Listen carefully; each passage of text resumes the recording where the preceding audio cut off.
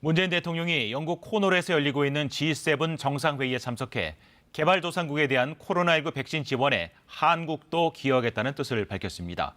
또한 18개월 만에 대면 외교를 재개해서 EU, 독일 정상 등과 회담을 가졌는데 스가 요시히데 일본 총리와는 짧게 인사만 나눴습니다. 김경진 기자입니다.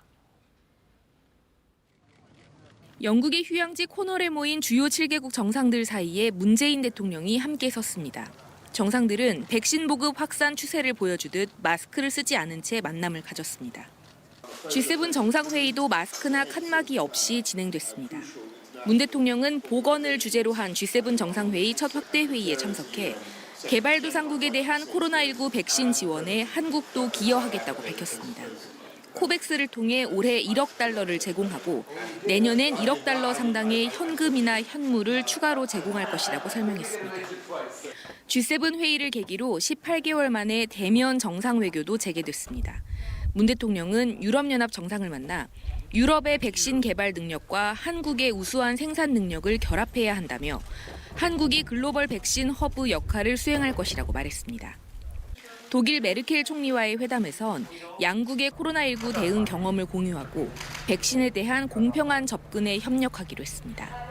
호주 모리슨 총리와는 코로나19는 물론 수소 생산과 같은 저탄소 기술 분야 경제 협력을 논의했습니다. 문 대통령은 현지 시간 12일 아스트라제네카 회장도 만났습니다.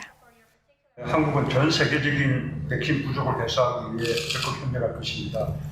아스트라제네카사도 더 원활한 세계 백신 공급을 위해 한국의 생산 능력을 발휘해 주기 바랍니다.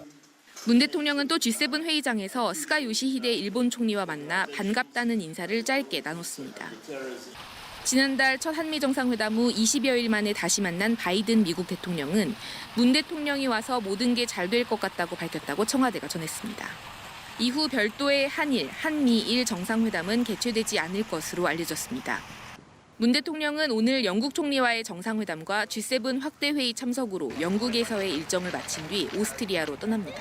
KBS 뉴스 김경진입니다.